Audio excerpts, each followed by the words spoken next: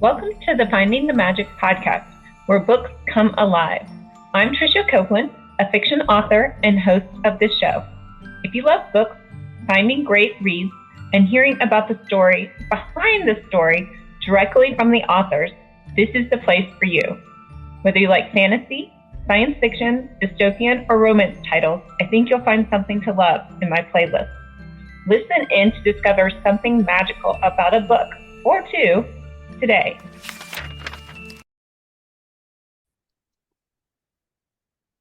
Hi, Peter. I'm your host, author and podcaster Tricia Copeland, and I love getting behind the scenes. I'm so excited. If you like the podcast, really. make sure to subscribe and stop in each week to discover new authors and books. I'm excited. Thanks for listening, yes, and until next time, to learn all about your work. Finding the magic. Today we have Peter English. He is a poet, so a little bit different writing format than my normal guest, I guess. But we talked a couple of weeks ago. I was on your podcast, so I'm super excited to learn all about your work. Where would you like to start? I know that all of your books, well, I think I know that most of your books are organized or groups of poetry around central themes. Is that correct? Yeah. Okay, do you want to start with your first work and how you got started, or should we move backwards? Yeah, okay. I would love to start from my first book, titled Ecstasy of the Dead, which was published 2020. That's actually, I have a copy of it here with me. It's a collection of poems that I've written over the years. Actually, the first time I remember I started writing should be around 2018. Yeah, when I had a bit of some challenges. And I think those challenges actually brought out the poet in me. And then I started voicing down and penning, writing my thoughts, but like a diary, actually. Even when I started, I had no idea what I was doing. I never even knew what I was writing, except even poetry. I remember I had to reach out to one of my friends, or my high school friend, actually, who was a well-known poet as at that time when I first started. I was like, hi, please, I have some things I wrote. Can I send them over to you on WhatsApp? Could you tell me what genre, what exactly they are? Then she read it and said, okay, I think this one can be called an article and this one can be called poem. I said, oh, poem. Oh, interesting. Yeah, so basically, I'm writing poems when I had no idea what I was doing, actually. I was just writing. So that's how I get into writing. And the poems I've written all over the years are what I compiled together into that makes my first book, Ecstasy of the Dead, which I'm currently working on. It's currently in the editing state with my editor. I've received the copy, actually. I just need to go back again and fix the errors, the corrections the editor cited off so I can republish it here. So yeah, I'm starting with Ecstasy of the Dead. It's a collection of poems that are quite theoretical in nature, quite deep, philosophical. I love exploring the theme of philosophy very well. So that's how my first work came to be. And then I've had other works too. I have my second, third, fourth, fifth, sixth book, which I think would cover on as the interview goes on. And so at what point you learned that you were writing poems? Did you go back and study how poems or how different poems are structured? Because isn't there types of poems and they're structured differently? Yeah, those times actually, after realizing what I was writing, it's poetry, this is something that's entirely new to me. And sometimes when things are entirely new to you, you have to sit back again and, retrace your step, check all those things you've written in time past and kind of consider and compare it to what contemporary poets write. Yeah, so I think what I do actually is, first of all, I have to follow the voice in my head, the inspiration. I pen my poems down. Then I started reading more and more poems. I remember I read one of our local poets in Nigeria. I just went to the bookstore. I told the attendant there that I'd love to get some poetry books. So yeah, hilariously, actually, I'd love to tell a very funny story.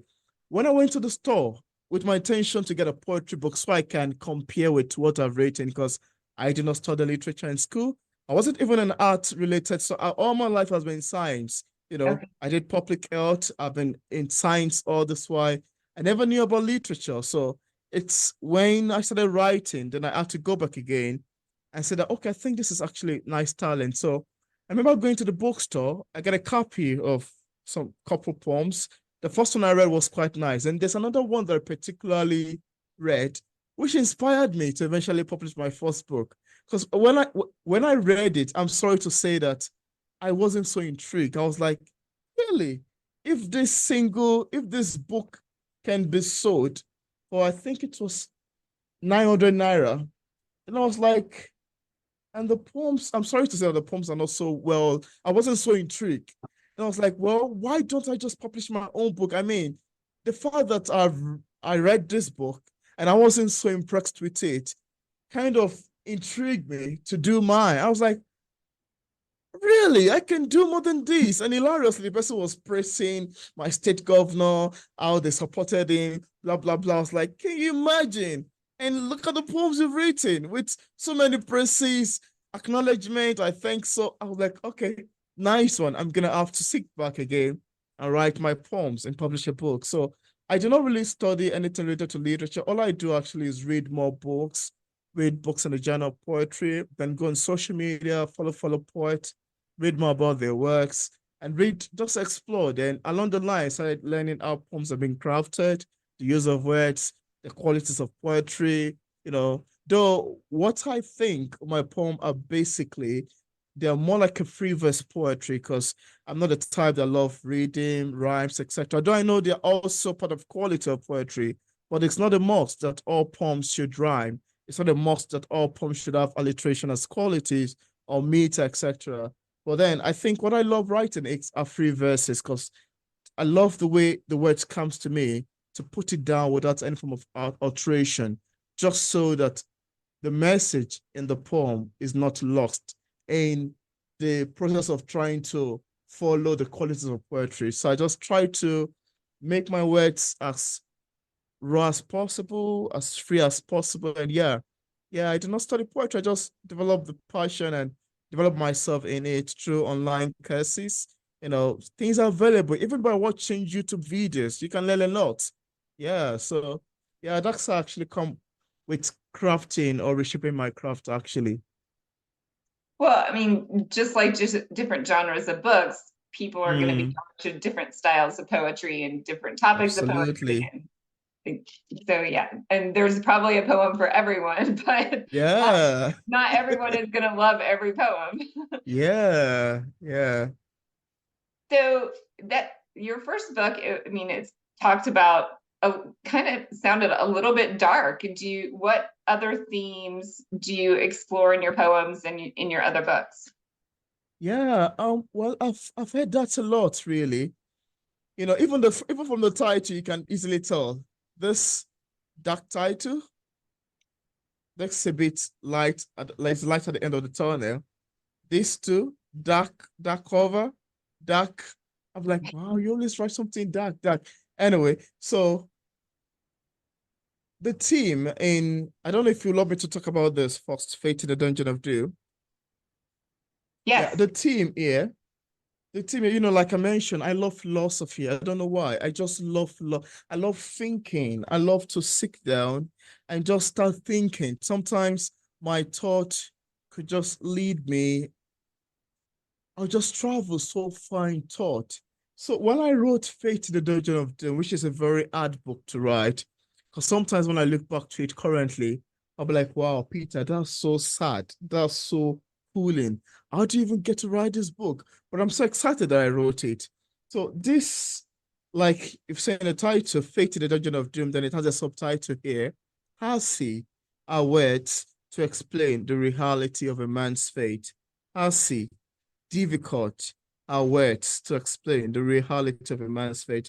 So this is more like a contemplation that I have about the fate of a man, how human fate get to be, so many questions about destiny, about, the outcome of a man's life. So I was asking questions, some of which I cannot provide answers because I love asking questions in my poetry. I love questions. And I think that's one of the things that's so beautiful about being a writer, being a philosopher too. So I was asking questions about the reality of a man's fate. What is fate? I mean, what is destiny? We all know that everybody on earth is assigned a fate. Now, my question is, what is fate? Who controls fate? Can human fate be controlled by human themselves, or there's another supernatural force that controls the making of a man's fate? Okay, now, then I bit diversify and tend to apply my questions to the happenings in a man's life. I mean, take for instance, you have people who die in war, who died because of some certain tragic, occurrence. And I get to ask, is that their fate? Are they destined for that tragic end? At some point, I look at fate as a curse in some part. Very, very terrible, really. And it's a very difficult book to talk about, really. Then at some other point, I look at fate as a lover. At some other point, I look at fate as a stringent spirit. But I was just asking questions. I mean, who controls a man's fate? Do we human being control or have power to control our own fate? I mean, even if I say this is what I'm going to become in future and I end up becoming something else, who is at fault? Is it my fate? Or so there's a lot of questions about the making of human fate. I mean, people that died of so many tragic occurrences. How about wealth? I mean, how about poverty? How about so many crazy things happening in the world? Who makes our fate? And do we have power to control the outcome of our life? So the poem actually is written from the perception of a very dreadful, dejected, frustrated narrator, which I think makes it added more alluring text to it actually, because the narrator was basically spawning from one end to another, asking questions, difficult questions that he was hoping the reader would provide answer to. So I love to ask questions in my poetry, and I love to leave my readers provide answers to them. So then the second part, because the book is actually made up of third section, three parts. The first part is totally centered on the themes of fate. So here you get to have 13 poems, all on the subject of fate. Then the second poem is a story of Kohame, who is a Nigerian man gone missing, and the afterword of his disappearance on his mother, Vanessa, and his younger brother, Etean. So for so many years, Kwame has gone missing, and Vanessa keep searching for him. She's a Christian, but the missing or the loss of her child got her making inquiry, consulting some gods of Africa. I mean, traditionalists, going to meet some seers to know where the whereabouts of her son, even though she was a Christian. So she was so dejected, she was frustrated. She paid money to some fake prophet. She was scammed countless times. They told her son is going to arrive so date, but whenever she waits, the son did not come. So it was a roller coaster again on the theme of fate, as Vanessa kept laying blames and praying and, asking questions. Why does she have to suffer the loss of her child? She had no idea where her child is, if she's dead, if he's dead, or if he's alive. Someone just went disappearing for no reason. So it's a very hard poem to write too, very difficult. Then the third part explores on other themes. So that's how fate in the dungeon of doom came to be. Yeah. I'm trying to be time conscious so I don't That's okay. talk, over the time. No, I don't set hard time limits, so that's fine. So do you consider that book to be religious? And any sort of religious, or is it more spiritual? Yeah, actually, it's more like a philosophical collection, I would say. And though there are theme of religion there's so many themes in here. I mean, the first part is the theme of religion, taken from the point of view of Vanessa, who was a Christian, but challenges led her to leave Christianity. Not really leaving Christianity, I mean, she had prayed to God, but she got no answer. So she consulted oracles. I don't know if you know what they call oracle here in Nigeria. They're like, you're going to meet a traditionalist or an herbalist or a seer. Then they would consult the god in their own belief. Then whatever the god tells them, they would convey it to their visitor. So Vanessa thought like she can just, explore other religion. So she has been to so many gods. I mean, gods like Ogun, which is a god of, I think, god of lightning and thunder. She conducted Osonyi. She conducted so many gods actually. Shango too, the god of iron. So many of that. But I kept reassuring us. So in here, there are themes of religion, and I wouldn't really say it's Christian based. It's just a story, narrative poetry actually, because it's more like poem that tell a story. So everything I'm gonna be reading, it's like a story, but it's told in form of poetry. So there are theme of religion in it, there are theme of spirituality in it, but more particularly, they all center on philosophy. More like philosophy is a basket that contains, I mean, there are themes of pain, very, very crucial. I need to mention that there are themes of pain, especially from the first part, the poems of faith. In the poems of faith, you have the theme of pain, lamentation, questions, philosophy, fatalism. I mean, I explore the theme of Epicurean philosophy, Stoicism, so many of them. So philosophy is like the basket that contains these so many themes, all in one single book. Yeah. And why this theme of fate? It seems like an overarching question Yeah. for you. Yeah, because I love, like I mentioned, I love questions. And when I wrote the book, actually, I think I was a bit confused. So I was just asking so many questions about fate. Like, where is fate? I remember one of the crucial reason, or one of the crucial point of the narrator is trying to find his own identity, trying to find his purpose on earth. And he was confused, he was dejected, he was frustrated, this and that. So there are so many, and I love the topic of fate, and I'm still looking forward to exploring more on the theme of fate.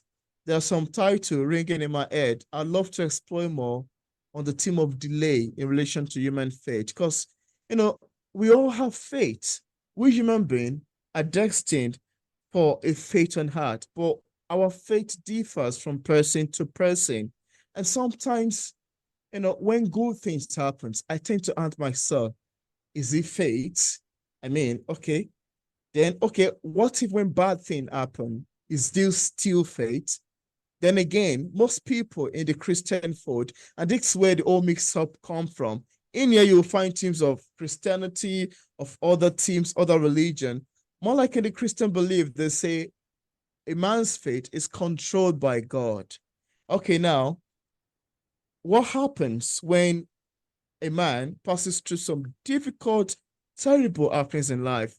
Would you say it's a making of God, or is a making of his own fate? So all of these things is what I love to talk about, to demystify, to ask questions, to lay blame, to put a balance, and to just leave my reader thinking. Actually, I've got so many people say, wow, that's such a very deep book. It got me thinking long after I've read it. And yeah, that's what I love, to evoke emotion in people. It's very emotional, very sad as well. That's why I said pain also is in the theme in there. There's lamentation in it. There's fatalism. There are questions. There are confusion from the narrator, yeah. And fate is the overaching theme. More like you see, there's more like an identity or someone here, like I mentioned next to my cover design. Then this is the dungeon of doom, and this happens to be fate. So this is fate in this dungeon of doom. So this dungeon of doom, the walls, everything, en encompass human suffering, human pain, human challenges, the hard issues of life. I mean, we're all human, and we've been through some crazy things that are unpalatable, things that make human cry. So all of this are what I look forward to exploring the theme of fate. Yeah. So that's how I love to put it, really.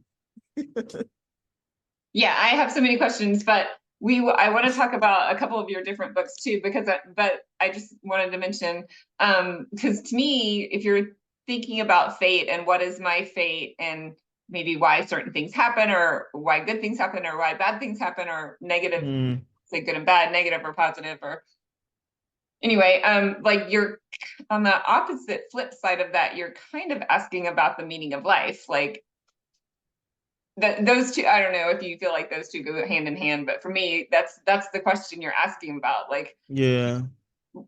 what is my fate? Why am I here? A little bit. Yeah, absolutely. Exploring that. I do want to ask about your story, Muhammad, and can you tell me a little bit more about that? Yeah, like I mentioned, Kohame is a story of a Nigerian man gone missing. Oh, And okay. the So this after, is the one and you just talked about, maybe. yeah, Sorry. yeah, I've talked about it already. Okay.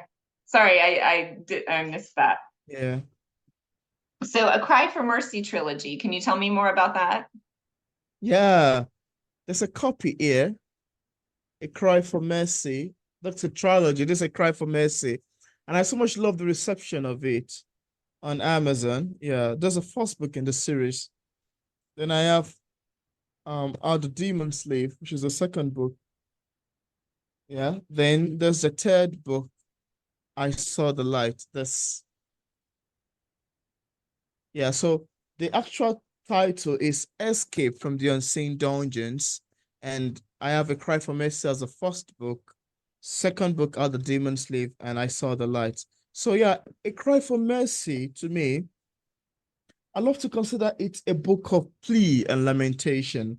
More like I mentioned, I love exploring the theme of human tragedy. I just love writing about the difficult things of life. I don't know why. I just love, and not really trying to evoke too much emotion. I love to evoke emotion and try to give hope to those who have been through some terrible things in life. I mean, the world is a crazy place to live, and we know that the happiness is fine, it's good to be joyful, but then there's some times that we feel dejected, we feel frustrated. What should like I There's a part in the book where I would love to not really read but mention, yeah, what should we do in days of adversity? What is our lot in hard time? Shouldn't we cry out for mercy? Then there's another part here that says, to those who are trapped in the web of lamentations, hopelessness, and heart-wrenching dejection, do not be weary. There is surely a way out from the hard things we do not know. So yeah, so A Cry for Mercy is more like a book of plea and lamentation where you have the narrator, just like we've seen in the title, sitting down with hands up, cry for mercy, save me, help me, cry for so many things in life, asking questions about his own identity, about his life, about what fate asks for him, about what he's here for. So many questions about the pain he has been through, about how long he's gonna suffer before he have a good life, so many things. And hilariously, so many people that have read this book, I've got so many responses. Wow, Peter, this speaks to my life. And, that's one of the things that I love as an author. I love it when I write a book and I got emails and I got messages say, wow, your book is so deep. I can feel my pain in there. You convey my tragedy. As in, some people say I cry alongside with it. I say, yeah, actually, because it's a cry for mercy. And I actually remember shedding a couple of tears myself when writing it. So yeah, it's expected that you cry a bit if you're too engulfed in the story, in the narration. So it's more like a book of plea and lamentation, still on the theme of spirituality too and philosophy. Yeah. Yeah. And as I proceed in the series, we have the theme of demonology in here, of spirituality, of spiritual bondage and all. Then I Saw the Light comes to be. So here I have so many themes. I have themes of pain and lamentation. I have themes of spirituality because in the book, the narrator also explores the reality between the physical realm and the spiritual realm. I mean, we're in the physical realm where we can see physically, we can touch, but it was trying to place a balance on which control the other. Does the physical realm has power over the spiritual realm, or does the spirit control the physical? And which should a man take more seriously? And I mean, there's so in here, the narrator was just talking so many things, actually, so many things, explain on the themes of like the physical and the spiritual realm, trying to know if anything happens to a man in the spirit, it affects his physical life and vice versa. So So many things tucked in: spirituality, spiritual bondage, pain and lamentation, philosophy, questions as well, questions about life, I mean, and religion also. But I don't like to call it thoroughly religion because this is something that I attempt to be read or that I want it to be read by so many people, irrespective of a religion. You don't have to be a Christian, you don't have to be a Muslim, you can be from any religion, but you will still relate to it because spirituality is no respecter of one's religion. But spirituality applies to everyone, irrespective of what religion you have. And also to buttress the fact but the world is spiritual. I mean, I've got some atheists email me and said, "Oh, sorry, Peter, I cannot review your book because I don't believe in spirit, I don't believe in demons, I don't believe in God, I don't believe in this." And I'll be like, "Okay, fine, it's fine. It's fine. I know I'm not trying to preach or trying to force you to believe in my ideology, but I'm just trying to pass a message, which I think most people would relate to. Yeah. So that's how this come to be. Well, it's so interesting to me that in that trilogy, you're kind of bringing people through an arc of they're crying out. I Yeah.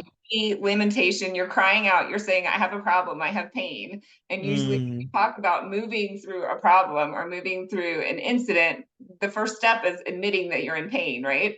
And then the Yeah. second book, you're maybe leading them through that. And then the third book is about seeking the light. So it's kind of interesting how you have that flow Absolutely. of, the hope in the end, maybe a little bit. Yeah. That's how it come to be actually. And that's how the whole series came to be. Escape from the unseen dungeons. Another word for unseen, escape from the invincible dungeon, the dungeons we cannot see with our physical eyes. And that title itself, I think, explores spirituality. I mean, how can you escape from the dungeon you cannot see?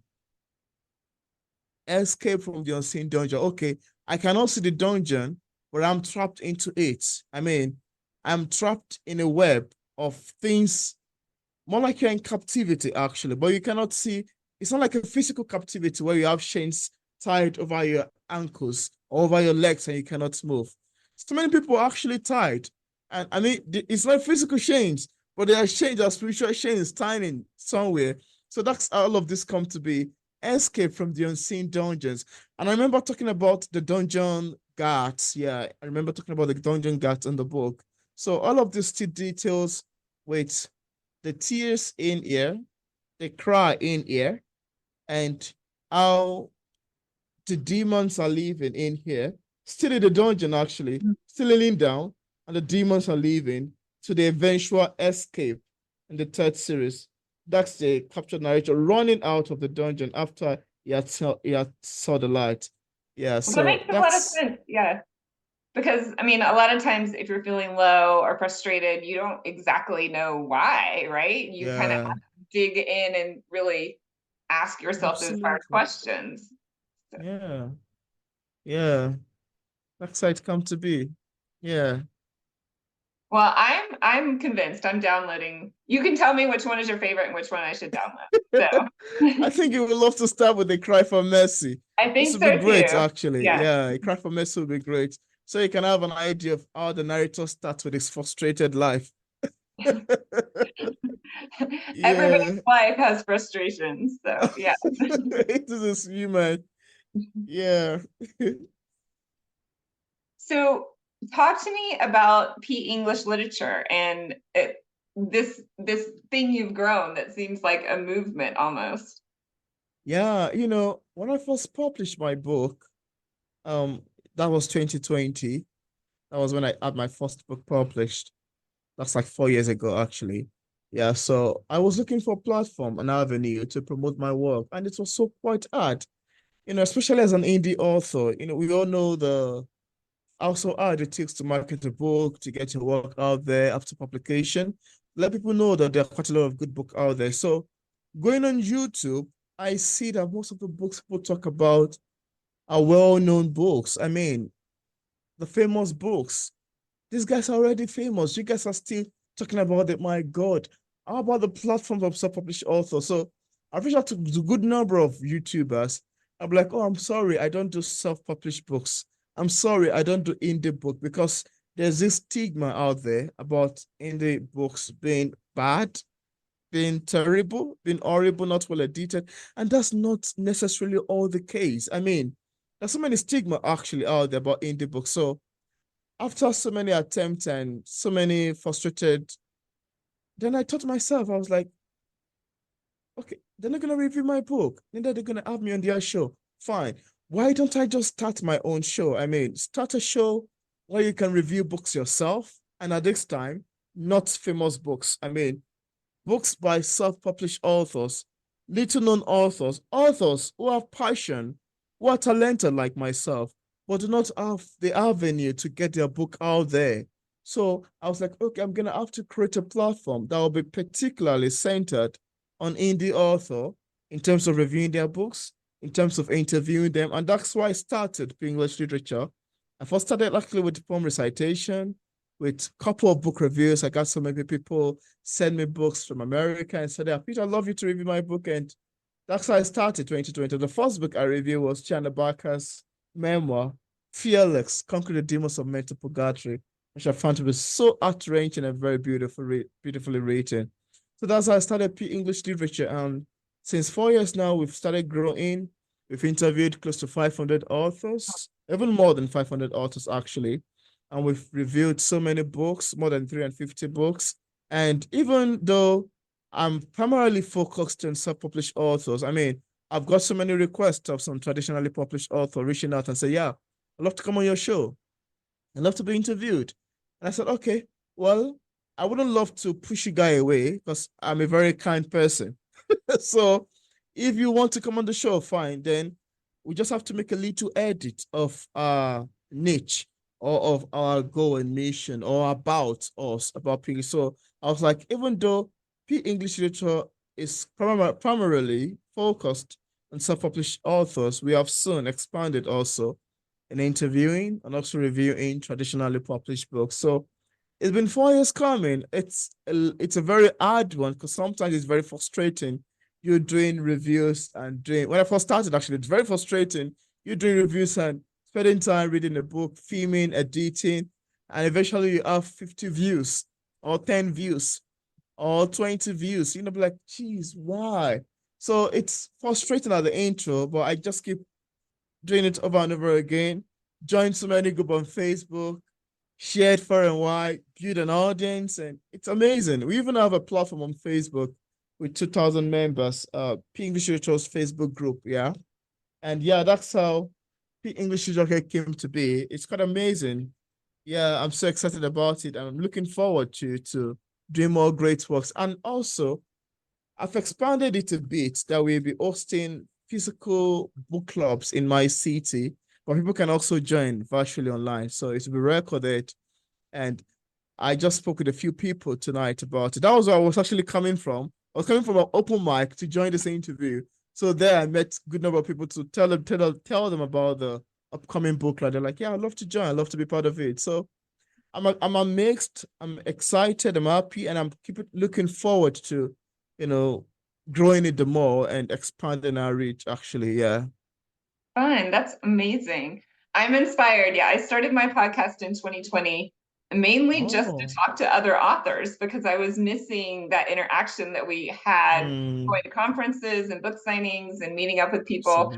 And so I thought this is a good way. I mean, it gives us all exposure and I get to talk to them and figure out what they're doing next, what they're doing now. So on the heels of that, what are you doing next?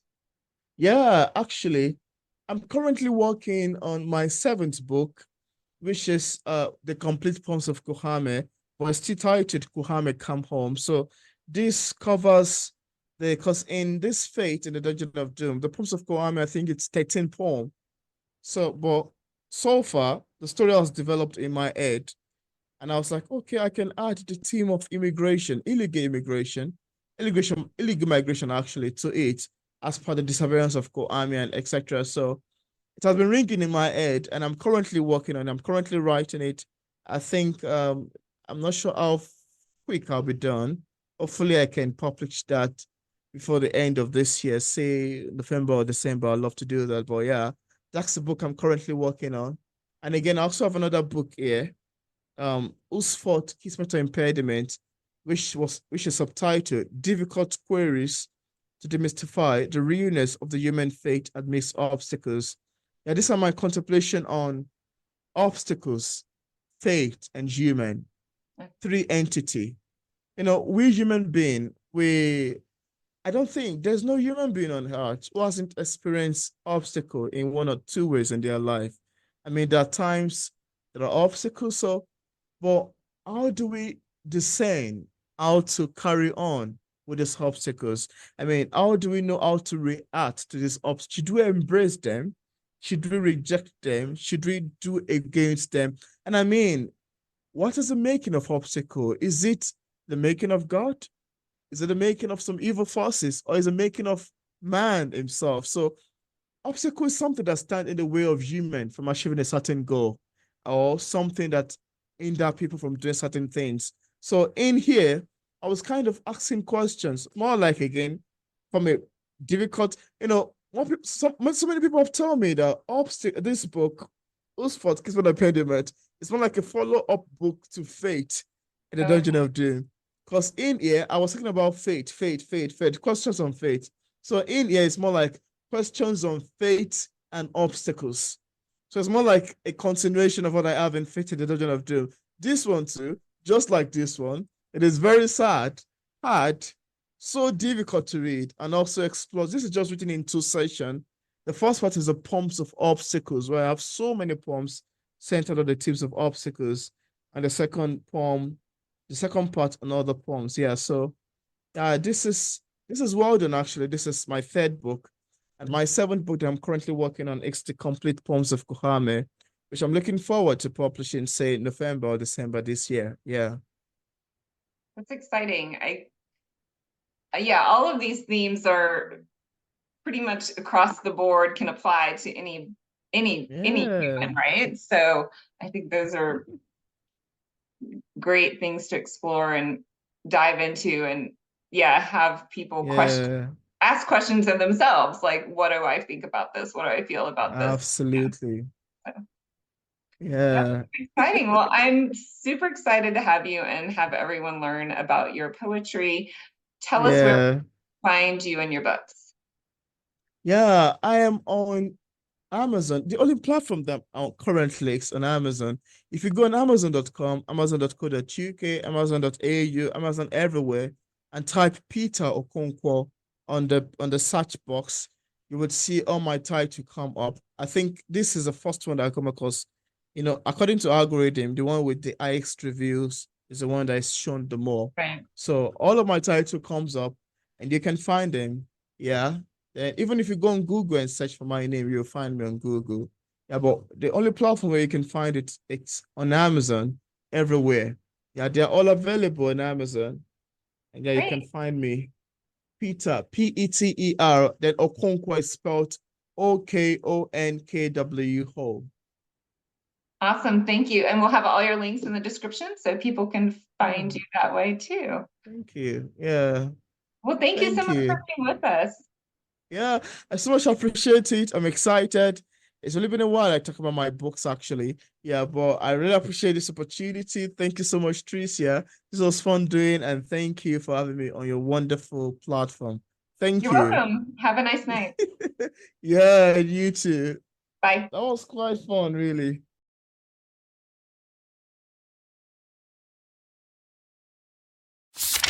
I hope you enjoyed this episode of the Finding the Magic podcast. I'm your host, author and podcaster Tricia Copeland, and I love getting behind the scenes. If you like the podcast, make sure to subscribe and stop in each week to discover new authors and books. Thanks for listening, and until next time, keep finding the magic.